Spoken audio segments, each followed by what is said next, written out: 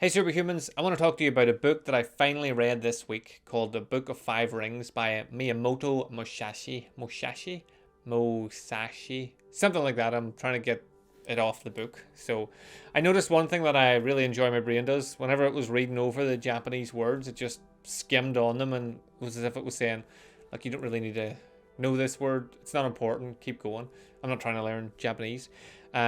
In case you didn't work out, it's a book by a Japanese samurai philosopher, and it's actually been on my shelf for, I would say, at very least 16 years. I've been thinking about reading it for 16 years. It's been there. It's not a big book, small book, and I just never got around to reading it. It was given to me by a kung fu brother about 16 years ago, and he was like, "Read this. It's fucking amazing.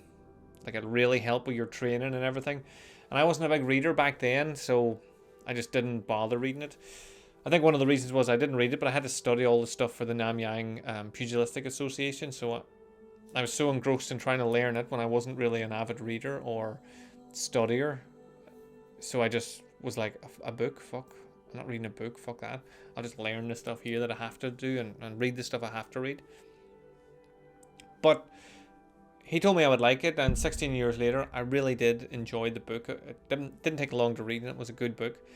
The thing I loved about it, so it was his philosophy. He traveled around Japan, studying his martial art, fighting anyone that would fight him, fighting in wars, taking on any challenge, and he was undefeated the whole time, and he won in various different ways. And he realized that his philosophy was, this is what I loved about the book, his philosophy was just aim to kill the opponent, which sounds so simple.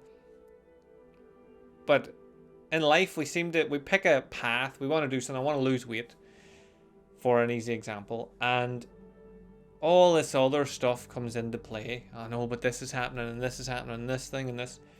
And you let your end goal, like, drift off to the side because these other important things come into play. But, like, he was actually dealing with life and death.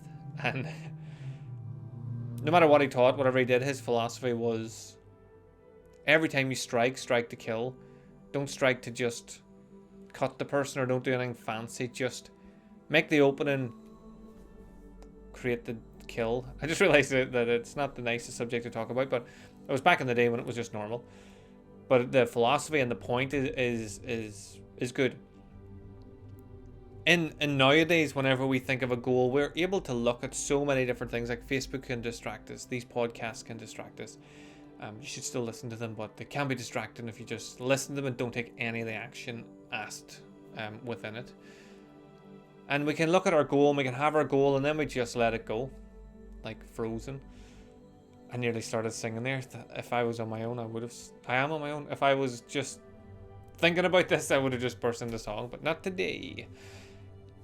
So his goal was always, like, in its life and death, his goal was always, whatever I'm doing, whatever I'm training, like, he took it to a bit extreme. Like, he didn't really wash, he didn't bother about his hair, he didn't really care about any of that stuff, what he wore, anything, unless what he wore got in the way of his end goal, be the best. So it got me thinking about the people I work with and the people that come to me and they tell me that they really want to achieve something, and I give them an idea of what they would need to do, and they tell me, I know what. No, I understand that, but I don't want to count calories because I'm about to go to a wedding in 6 months, and that would fuck me over with my calories. And you're thinking, well, that one day, don't count them. Track them the rest of the time. On that day, just go out and have fun. Don't bother. Just do what you're doing and fucking be done with it. Whereas his idea was just pick your goal, look at your goal, do everything to achieve your goal, and that's what he did. And it's why now people like me are reading the book centuries later. Like, he's like known throughout the martial art world. The book is a really popular book because he had one goal in mind, and that goal was to be the best by ending people, I suppose.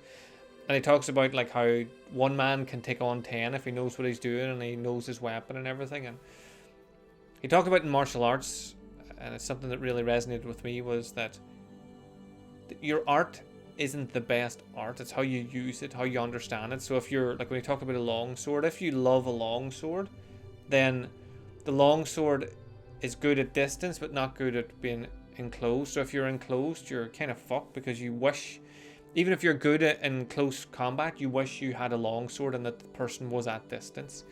And that's how most people deal with their goals.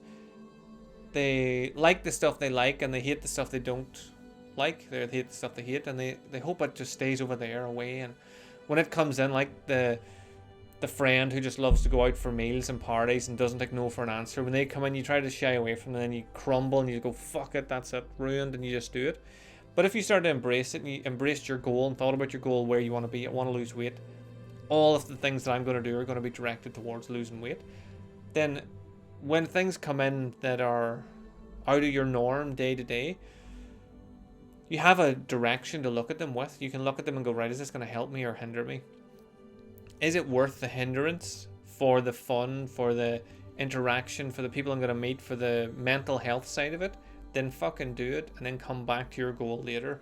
So you're still, like, you're not looking at your goal as just one small independent thing. You're looking at it for the happiness. And I hope you're not just trying to lose weight, or I hope you don't have a goal to have more money or whatever it is just for the sake of doing that. I hope it's to be happier within yourself and to live a better life. So if you think about that, then it's okay to sidestep your goal for a day and go to the wedding, eat the buffet, do this stuff, and then just restart again, begin again, like one of the other podcasts I talk about, rather than beating yourself up and hating yourself because you fucked yourself over, because you couldn't keep your willpower strong, like you couldn't fucking stick to the strict regime that you've pointlessly put yourself in, that's never going to last anyway. So I like to think of when I read the Book of Five Rings, and everybody should read it, it's a good book. Let me know if you have read it actually, and what you think of it, if I'm wrong here.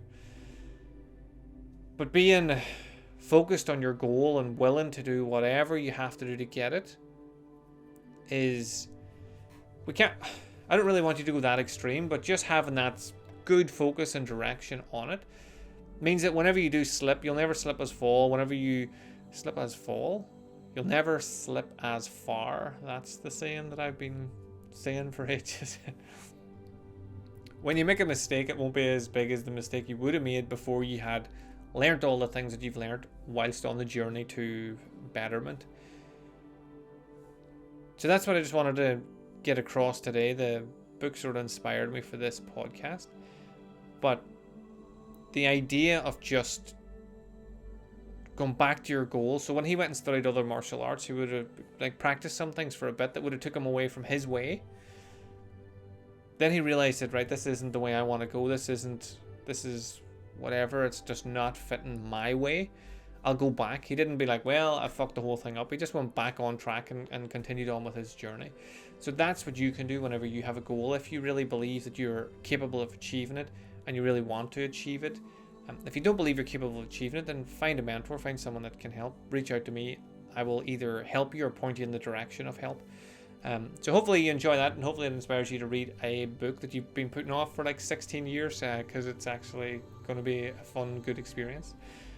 Thanks again for tuning in. Have an amazing day, whatever you get up to, and I will speak to you again soon.